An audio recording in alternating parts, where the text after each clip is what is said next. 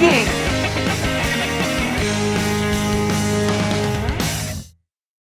Let's play charades. Who am I?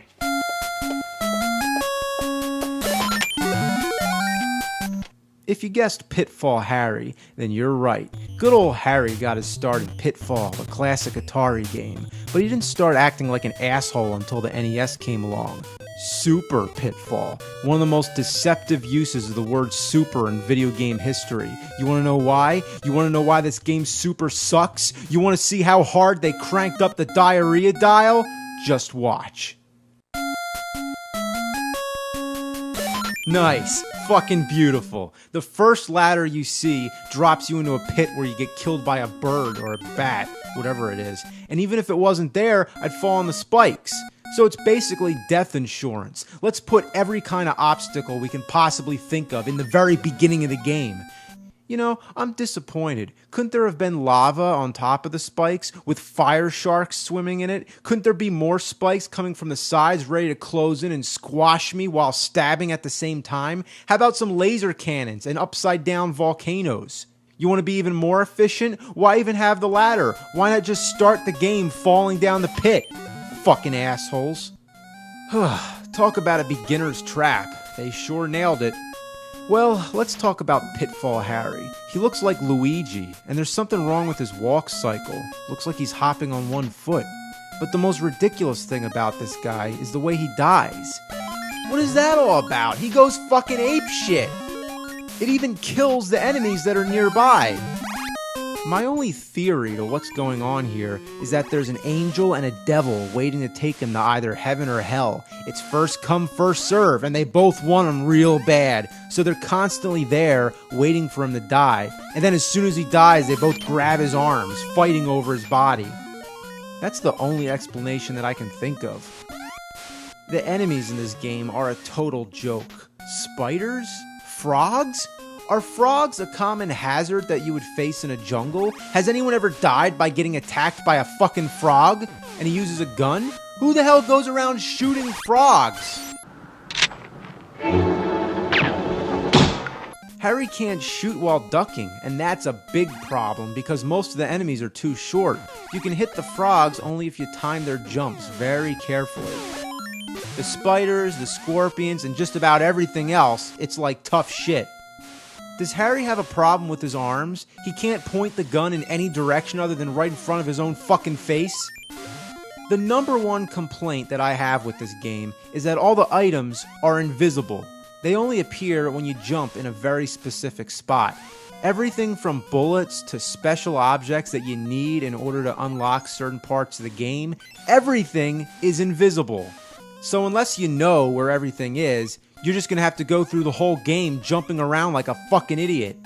The only items in plain sight are the gold, but the gold has no purpose other than getting points. Unless you're playing an Atari game, nobody really cares about getting a high score, it's more about just finishing the game. So the gold is there just to waste your fucking time.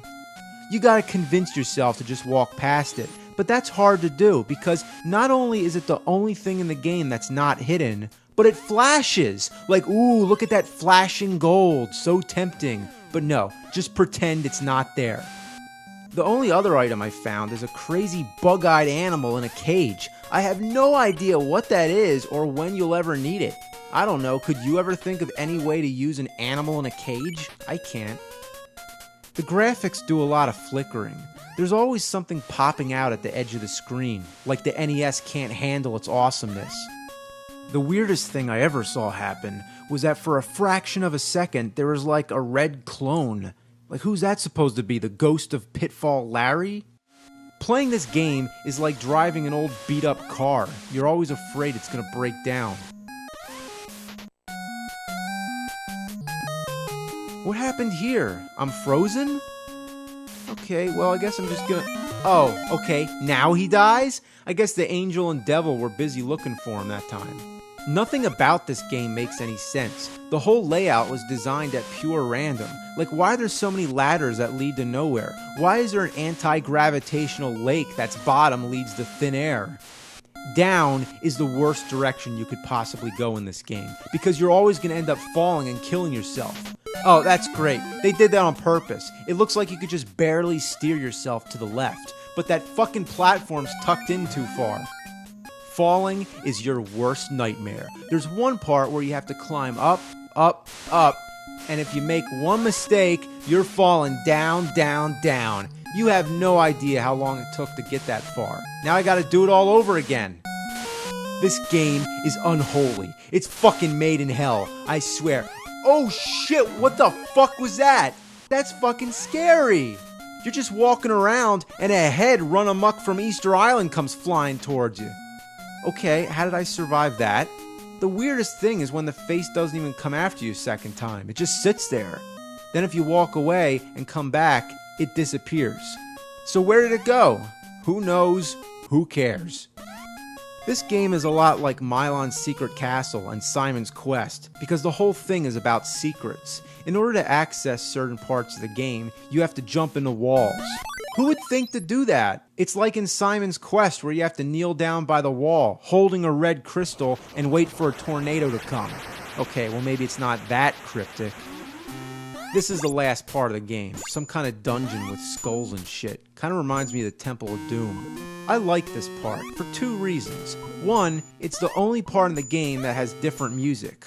What a relief. The other thing, it's the only place that has enemies that are tall enough to shoot. I don't know why everything else had to be so small. Like those snails. Killed by a fucking snail. Oh, must be Pitfall, Gary.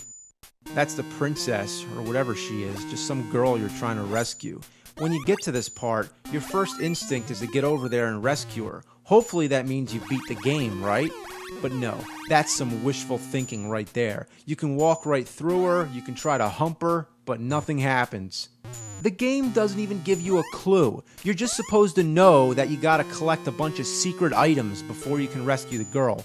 But if you went down to this dungeon place, you're basically trapped. There is a way to get out, but it requires a lot of climbing, where one slip can drop you all the way back down. You're better off just resetting the game.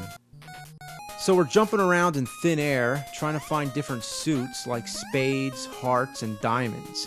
What purpose does this have? I found the princess. Does he need to play poker with her or something? Finding these items, like I said, unless you have a strategy guide or a walkthrough telling you where all these things are, it's just a guessing game. Even worse, jumping around can put you in danger. Come on, a waterfall coming down from the ceiling? Ah, death by a frog. Is this girl really worth all this aggravation? Look at her. She looks like a fucking rag doll. There's no limit to how secretive this game is. There's actually a part where you have to warp by jumping into a bird. You saw that, right? I'm not making that up. There's a warp zone hidden in a bird. How would you ever figure something like that out, unless it's by complete accident? If you try touching the rest of the birds in this game, they kill you. So if you've learned anything from that, it's to avoid them. How stumped and bored would you need to be to start thinking, I guess I'm gonna try jumping in the birds? How the fuck is a kid in 1987 without internet supposed to figure out how to beat this game? So you get all the items, go back into the secret wall, find the princess, and then you win, right? No, the music changes, but the game still goes on. Is there any clue, any dialogue box, anything to give you a hint what to do next? Of course not! You just have to assume to go back to the beginning of the game. That means climbing out of this dungeon, finding another secret passageway, and work your way back. But you're not supposed to go back to the exact start point. That would be a little too easy to guess. So how about this? You fall off a random platform, the screen starts to glitch, and then you win. And that's it. Don't you love games that just end with a black screen with plain text? At least they spelled congratulations right. The third line's a little off-center, but other than that, I don't see any errors. I guess that's why they kept it so short. They knew they'd fuck it up. But the last sentence mystifies me. Please try another world? What other world?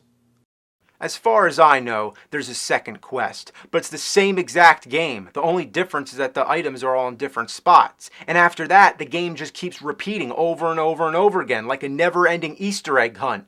But that'd be like if the Easter eggs were full of diarrhea and the Easter bunny was shitting all over your face.